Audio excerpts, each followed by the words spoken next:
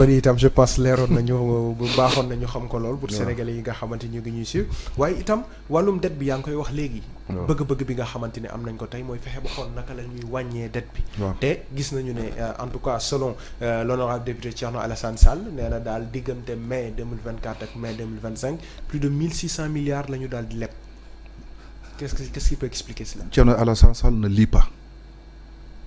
Pourtant il a voté un document il a voté un document peut-être qu'il n'a pas lu. Lequel? Mooy la loi des finances. LFI. damay rappeler waat encore 2 articles yu am solo. Règlement général de la comptabilité publique moo ne dans son article 133 dama koy jël littéral noonu la ko bindee ma wolofal ko. Aucune dette de l'État ne peut être contractée qu'en vertu de la loi des finances. Maanaam kenn mënu fi lépp xaalis ndoddu état te assemblée voté lu la ko. Article 133 sur le règlement général sur la comptabilité publique. Article 134 ne bu la ko assemblée autorisé nag le ministre des finances moom mën na commencer lépp au nom du Sénégal. Thierno Alassane Sall dafay laaj dama koy wax li muy laaj mu ngi si xaw ma nag dama la fàtte jox document boobu su ma ubbee LFI la loi des finances bu 2025 à la page 61 LFI à la page 61 mun naa ko des fois dama koy dafa ne dama koy lire parce que souvent xoolal sa technicien bu jëlee LFI bi à la page 61 dafa ne pour l'année 2025 Thierno Alassane Sall pour l'année 2025 le ministre chargé des finances est autorisé à contracter des emprunts, à recevoir des dons au nom de l'État du Sénégal et à lever des ressources de trésorerie. LFI 2025, page 61. Le montant bi ko autorisé mooy lan pour l'année 2025, le tableau de financement de réhabilitation, les ressources et les charges de trésorerie est à 4573 milliards. yow nga nekk assemblée autorisé signé benn LFI génnal pas 61 mu teg ko fii su tal bi Thierno Alassane Sall il est député à l'Assemblée. Il l'a voté. Donc dès l'instant que l'article 133 du règlement général sur la comptabilité publique wax na ko mooy on a autorisé on donne au plein droit au ministre mu dem emprunter daa ñëw si emprunt nu muy demee léegi li moo xamul nag peut-être liirul beneen bon c'est la LFI page 26 mais jar ko mais page 61 bi jox ko rek ma fa defal ñu ko mais beneen bi mooy lan jox naa ko dina ko dugal ñun biñ ñëwee dañoo fekk ñoom seen premier déficit ñun déficit c'est 840 milliards xam nga état dañuy joxaat la mooy déficit ak besoin en trésorerie moo tax ma ne Thierno Alassane Sall ne lii pas bu liiroon dëgg dina xam ne avant 2020 on était dans le budget par moyen boo xoolee ni doon présenter le budget de l'État dañ koy diviser en direction chaque nekk page 61 chaque direction boo xam ne chaque direction dañ koy jox xaalis léegi en 2020 ñu ne il faut qu'on aille sur la gestion axée sur les résultats la gare léegi suñu jox budget bi duñ ko jox par direction dañ koy joxe par programme nee la nag su ñu joxee xaalis bii maintenant faw nga wax ñu xaalis fu mu dëpp fu ko dugal dafa am indicateur de moyens les moyens ñoom ñooy créer les activités mu am indicateur des activités les activités ñooy créer les inputs nga am indicateur d'input les inputs créent les effets et les effets créent les impacts léegi ca ñun bi ñu ñëwee ñu ne gars yi waa APR ne déficit 840 milliards ñu ne c'est faux ils l'ont sous-estimé boo demee LFI à la page 26 ñun bi ñu corrigé mooy la LFR ñoom déficit bi noonu lax au lieu mu nekk 840 milliards dafa nekk 2362 milliards loolu ma les déficit mais daal lu mu fàtte état lu muy soxla c'est pas seulement le déficit il y a aussi l'amortissement de la dette avant ñu sopp ni présenter budget soo duggee ci budget bi da ngay fekk foofu ñu naan le service de la dette mooy intérêt bi ngay fay ak une partie de la dette mais léegi boo duggee ci LFI da nga fay fekk intérêt rek mais l'amortissement de la dette dañ koy dugal dans le besoin de financement donc du coup lii Sénégal di soxla ci xaalis mooy lan déficit bi mu enregistré comme ñu ne far yow li nga soxla mooy déficit bi nga enregistré maanaam yow sa salaire c'est 500 000 alors que li nga dépense sa kër c'est 600 000 am nga déficit 100 000 bay wuti ñu ne des na de puisque da nga amoon bor yoo contracté te bor yi da nga koy rembourser par mois te mois bi am nga 50 000 ñu ne donc sa besoin en trésorerie ça fait 150 000 léegi nag maintenant LFI bi dafa jël LFI 2025 dafa jël suñu déficit c'est 1600 milliards plus le besoin en financement mu nekk 2973 milliards. ñaar yooyu boo ko boolee mooy 4573 milliards bi nga xam ne article 61 page 61 bi nekk LFI moom la ñu autorisé Thierno Alassane Sall bi ñu koy voté fu mu nekkoon. mu ni 4000 bon xanaa naa la envoyé page bi naa la envoyé c'est-à-dire xam nga soo indi document jëlal LFI bi nga xam ne moo ko voté rek. mooy la loi des finances initiale 2025. souvent am na gars yi dañuy jël ay tableau mais jëlal loi bi nga xam ne moo leen voté à l'Assemblée moo leen présenté à l'Assemblée. peut-être en cours de l'émission dina ñëw. donc il a posé des questions loolu fu mu jógee. maintenant léegi Ousmane Sonko dafa ne woon. bi muy def DPG. mu ne pour ñu développer Sénégal il faut ñu commencer investir dans le marché domestique il faut que ñu investir dans le marché domestique mooy le marché financier local. ñun bi ñu càmbar dette bi ñu fekk dette bi explosé dafa am ñaari partie dafa am dette intérieure am dette extérieure. maintenant dette intérieure dafa am bon du trésor obligation du trésor emprunt domestique dette extérieure am dette bilatérale dette multilatérale ak les eurobonds. ñun ñu ne maintenant tant que yaa ngi emprunté à l'étranger tu fais face à au moins 4 risques mooy le risque de taux de change tey jii su ma lebee en dollar. saa yu dollar bi yéegee sama dette dafay gën a cher.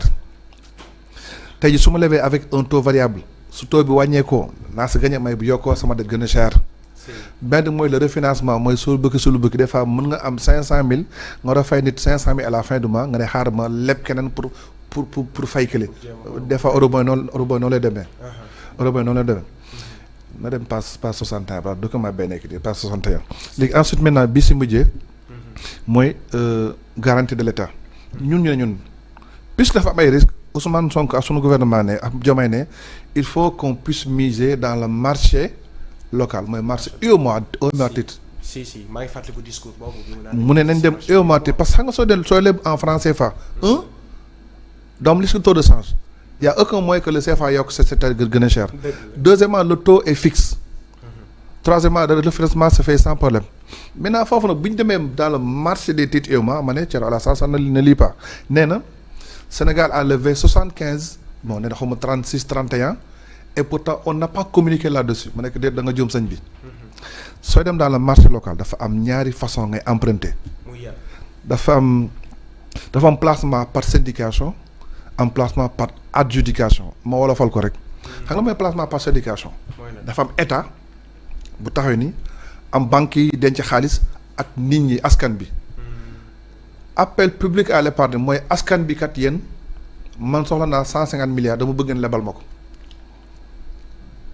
bii passé le Sénégal volait 150 milliards mu ne askan bi mooy appel public à l'épargne askan bi yéen kat soxla naa 150 milliards si un mois laa ko soxla giiru un mois laa ko soxla mais état dafay jaar si quelques banques loolu mooy le syndicat xam nga syndicat mooy su ne placement par syndication le mot syndicat mooy da nga jël benn groupe boo la xool dafa am benn arrangeur ak co-arrangeur benn chef de file ak benn co-chef de file Sénégal ne kat man puisque si yéen laa bëgg nga lebal ma xaalis ñii laay jaar ma ne yow jëlal Invictus Capital Finance ak SGBS ki nekk arrangeur ki nekk co-arrangeur ñoom lañ dénk opération bi ñu dem sur le public placé ko moo tax au bout de 3 semaines on a obtenu 405 milliards. boobu on avait communiqué parce que c'était appel public à l'épargne. bi ma ne Thierno Alassane Sall du lire wala il n'a pas aussi de conseiller en finance de marché. deuxième bi dafa mel ne appel par adjudication. mooy bi ma la envoyé léegi. tous les pays de l'UEMOA dañuy def benn tableau mooy le calendrier. boobu envoyé naa la le calendrier. le calendrier des émissions d'obligations. xam nga adjudication xam nga mooy lan. vente aux enchères man daal lii la année bi lii laa si soxla naa 1000 milliards wala 200 000 lii laa soxla maintenant xoola Bénin Burkina Mali Niger. Côte d'Ivoire Guinée-Bissau Sénégal Togo nan la dugal tableau boobu. tableau boobu on l'a mis ku bu dee ko amul pare su lii dama la ne demal uemoatitre.org tableau baa ngi nii voilà tableau baa ngi nii. tableau bi loo si gis Burkina mu ngi soxla 720 milliards. Bénin 720 milliards Burkina 1185 milliards Côte d'Ivoire 4100 milliards Sénégal ñaata la soxla 4445 milliards. nee naa la assemblée moo ñu autorisé pour ñu lever 4500 milliards léegi ñun par adjudication li lañ soxla mais bu ñu neexee de temps en temps ñu def appel d'offres mais lii kenn du si communiqué ça y est dans le site et moi da nga jékkee ñu ne le mois passé le Sénégal a levé 93 milliards parce que loolu c'est un calendrier qui est déjà programmé léegi maintenant foofu ndeysaan mu dama dégg le gars que j'appelle le coxeur financier bi ñu levé 196 milliards mu ne Côte d'Ivoire ma ñu labal 60% parce que bi ñu lancé sur le marché xaalis bi ëpp Côte d'Ivoire la jógee ndeysaan. loolu nu mu demee. non mais xam nga dafa jàngul nag su ma nee appel xam nga bu njëkk bi dafa ne appel public mu nit ñi ñooy lebal mais appel par adjudication ce ne sont pas le public qui va prêter ce sont les banques et les investisseurs qui ont un compte à la BCEAO ñoom ñooy lebale. léegi une banque française SGBS bu Côte d'Ivoire bi nekk France bu ne ak Sénégal damay lebal Sénégal lii ñaati milliards loolu Ivoirien moom moo ko lebale. moom dama koy rappeler moom mi wax dama ko naan appel par adjudication ñiy lebale xaalis ce sont les banques les SGI les sociétés de gestion et d'intermédiation ñi nga xam ne dañoo am compte au niveau de la banque centrale. tous les Ivoiriens ont un compte à la banque centrale. dégg naa Bougane sax naan Maliens dañu lebal 2 milliards est-ce que tous les Maliens ont un compte à la banque centrale ce sont les banques et les institutions financières ñoom ñooy souscrire adjudication. ñooy leble donc ce ne sont pas les Ivoiriens donc bu ñu nee 196 milliards yi 60 milliards Côte d'Ivoire la jóge nga ne Ivoiriens ñoo ko lebal c'est tu n'as rien compris ndeysaan moo tax loolu la. est-ce que xamoon nañ ko tamit. waaw mais boo xamul da ngay laajte nag ko nga invité dugg yooyu moo tax bi Thierno Alassane ne pourquoi on n'a pas communiqué ma ne Thierno déet bi ñu def appel public. on a publié affiche boobu ñëpp ko gis. dëgg la yow sax gis affiche bi. waaye man kay gis naa ko mais yeneen yi suñ ko publié loolu si da nga am compte banque centrale pour lebale. yooyu nag dafa am benn règle boo xam dañ koy inscrire. dans le site de Ioma Titre. di nga xool lépp nga fa transparent et puis dañ koy def par janvier février mars li mu la indil mooy li état yi soxla si année bi yooyu jarul nga koy publier moo tax chaque fois bu état levé rek dana kii de li mu inscrire jot na am lii. jot na am lii. d'accord xam nga Thierno bu taxee naan sur les 76 on n'a pas communiqué mais ndeysaan. te aussi il faut préciser que ni loi de finances initiale bi mu voté en tant que député. ça se passe lire ko toutes les autorisations sont dedans. non il n'a pas lu. lire ko. non je pense qu'il n'a pas s'il avait lu du bind question boobu. il n'a pas lu il n'a pas de conseil en finance de marché non plus. parce que tey lépp lu Sénégal lebi ci biti mu ngi ci biir LFI bi. ça passe 61. détaillé ba pare autorisé par l'Assemblée nationale du Sénégal. ce qui est autorisé est là-bas le montant qui est autorisé est là-bas fi ñu ko war a jël mu ngi foofu passe 61. te ba tey le gouvernement mu ngi respecté ligne boobu noonu. non xam nga man su ma la partagé affiche je l'ai mis sur ma page Facebook j'ai pris le lien du site ioma.titre.org je l'ai partagé sur ma page Facebook léegi parce que man lu may wax dem si génne ay preuves. donc il faut gars yi xam ne dafa am placement par syndication am placement par adjudication su tu fais placement par syndication mooy appel public da ngay communiquer parce que da nga bëgg nit ñi lebal la xaalis kaay leen lebal ma dama soxla lii yéen soo ma lebal 30% loolu li des maintenant si c'est par adjudication mais dañ koy inscrire dans le calendrier des émissions de l'Ioma Titre et chaque fois ñi mu intéresse ñoo les institutions yi mu intéresse ñoo dugal seen xaalis mais xam nga quand tu es dans la manipulation et puis li nga wax xamos dara voilà souvent fi lay terminer quoi. te aussi le premier ministre dégg nañ mu ne actuellement defaguñ benn levée de fonds ci ñi nga xamante ni ñooy international yi lu ci mel ni FMI ak yu ni mel. boobu dafa neex parce que dans la mesure beneen waay bu may woowee coxeur financier moo ne oui Ousmane Sonko bu ne jotul xaalis ñun aussi de 2012 à 2019 jotul xaalis mais c'est faux li nit ñi war a xam mooy lan le Sénégal est membre de FMI depuis 1963. FMI il y a 190 membres on est membre depuis 1963 suñu quote-part li ñu war a cotiser chaque année c'est 326,3 millions de DTS droits de tirage spéciaux bon je laisse tomber la définition léegi mu am ñaari instrument yu c'est-à-dire yow boo duggee FMI dafa am ñaari instrument dafa am leen instrument de soutien à la politique économique dañ ko démarrer de 2012 à 2017 ñu éliminer ko. On l'a remplacé par l'ICPE, l'instrument de coordination des politiques économiques. Yooyu c'est des instruments sans décaissement day ñëw di la assister naan sa cadrage macroéconomique changé lii du la jox xaalis c'est assistance. da lay assister ci naka ngay liggéeyee ak sa koppar. loolu mooy li naan le cadrage budgétaire. D'accord. Maintenant buñ la assister ba gis na tegu nga seraay bi léegi am na beneen instrument mooy instrument financier bi nga xam ne rek dañuy génnee xaalis. facilité élargie de crédit mobilité élargie de crédit bëri na ay xeetu bor yoo xam ne kii da la ko lay FMI mais FMI avantage mooy lan. leen c'est des dettes concessionnelles maanaam lii la banque bi lebal day teg ay taux yu cher. ay 14% 15% ñoom des fois mu leen jeex sax 1%. fii la banque bi naan su ma la lebalee tey fin de mois commencé ma fay. ñoom da lay may ay différé ne la lebal naa la tey yow mën nga bàyyi ba 3 à 4 mois door a loolu mooy dette concessionnelle. léegi ñun bi FMI ñëwee avec tout ce qu'on a sorti. comme dette cachée bi nga xam ne gars yi dañ ko weddi yoon ba tëdd su suuf. parce que bi ñu ñëwee ne Ousmane Sonko dafa ne y a une dette cachée gars yi ne non dañuy xaar ba Cour des comptes confirmer ko. Cour des comptes ñoo confirmer ko ñoo non dañuy xaar FMI confirmer ko. FMI ñoo confirmer ko mu nekk 7 000 milliards.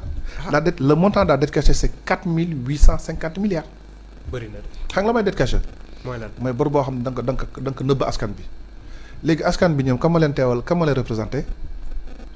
assemblée. Si. donc tey jii mooy su ma delloo li mu wax rek bépp saa yi booy leb bor da ngay fexe ba assemblée autorisé la ko maintenant boo lebee bor boo xam ne assemblée yëgu ko santaw la ko. mooy nëbb nga ko assemblée nëbb nga ko askan bi mooy dette cachée. si. parce que dette cachée mooy xaalis boo xam dañ ko leb. te yow kenn autorisé wu la gars yi non bu ñu voté LFI bi au mois de janvier. wala décembre nga leb benn bor au mois de mars bi d' accord soo lebee bor ba mois de mars da ngay xaar bañ dee mois de juin ma LFR. loi de finances rectificative nga ne diggante bi ñu voté loi bi. leb naa lii dugal leen ko ci. mais dugaloo ko fële. dugaloo ko fii. muy ñaar da nga ko nëbb dette cachée. loolu moom luñ nëbb la. mais pour l'instant ce que nous sommes en train de lever nii les 4 500 milliards. non ñu ngi ko def mu ngi ne fang si surtout parce que dañu ko autorisé. tey jii bu doon am na beneen bor bu ñu war a contacter boo xam ne. nekkuloon si LFI bi. fin juin bu ñu dem LFR faw ñu génne nekk ñun de lii dëkk bëggoon nañ ko leb mais autorisation li lañ si laaj. d'accord donc. voilà un peu la situation par rapport à cette dette cachée ñett la. mooy crédit direct. crédit direct mooy lettre de confort kañ nga dégg ay lettre de confort mooy c'est-à-dire état bi da lay yoreet xaalis. signé benn lettre ne la ameel naa la 2 milliards jox la nga dem si benn banque. banque bi jox la xaalis xaar état bi fay ko. voilà mi ngi nii la liiral ma lii waay. pas 60 ans li ma ko s'il te plaît liiral ma bi suuf pour l'année bi suuf ba pare. pour liiral bi si kaw. Pour l'année 2025, le tableau de financement récapitulant les ressources et les charges de trésorerie à 4 573 881 700 francs est approuvé conformément aux lois et règlements en vigueur, notamment aux dispositions de la présente loi de finances. Moi, article 133. bépp la boo def. 4 573 te ma leeral askan les 4 500 yi. ce sont les 1600 de déficit. Pour les 2973 mooy amortissement de la dette les liiral bi suuf. Pour l'année 2025, le ministre chargé des Finances est autorisé à contracter des emprunts, à recevoir des dons au nom de l'État du Sénégal et à lever des ressources de trésorerie pour un montant total de 4 818 milliards 760 millions. Ces opérations pourront être contractées sur le marché national, sur le marché extérieur, auprès des pays ou organismes étrangers ou internationaux à des conditions fixées par décret ou par convention. Alassane Sall, il n'a qu'à lire la page 61. te joxoon nañ ko en tant que député. mais waxte na ko je pense que est-ce que lire na ko moo tax aussi de temps en temps avant ngay wax va consulter les experts. man sa fari affirmation enseignant chercheur. damay gënal ay page document nga lire ko du bu toogee naan nañu ministre des finances. wax il a dit quoi il a dit 1600 il a dit xaaral moom dafa ne 1600 ñaata. 1694 milliards la wax. 1694 milliards alors on nous a autorisé à dem 4500 et quelques. 4800 te 4800 su ma leen ne les 2900 boobu noonu les 2973 mooy bor yi fi Macky Sall bàyyi. yu ñu war a fay 1600 mooy déficit bi ñun bi ñëwee dañoo wàcc déficit parce que ñoom dañu ne woon déficit 840 milliards ñu ne c'est pas vrai bi ñu càmbaree ba xool ñu ne déficit réel en 2024 c'est 2362 milliards ñu jëlee nekk 2362 indi ko 1600. L'année prochaine bu nga ko jëlee 1600 indi ko 1000 loolu noonu lañu demee crescendo ba mu wàcc. loolu c'est écrit. c'est écrit et li may wax ni mu ngi si tableau bi à la page 21. li may wax ni mu ngi si non page 26. page 26 chiffre li may joxe ni LFI mu ngi si LFI page 26 mën na ko génne aussi après bu bëggee diggu émission bi. ah oui c'est factuel. ça moom c'est factuel parce que kenn du ne amul ndaxte lu ñu bind la. te moom mu ngi assemblée. oui en tant que député quand même le travail c'était de rechercher lire assemblée. comprendre et critiquer de manière voilà objective li nga xam ne mooy. te moom mu ngi assemblée malheureusement. bon en tout cas on espère que dina defaraat toogaayam ci côté boobu noonu pour ñu gën a xam li nga xamante ni mooy.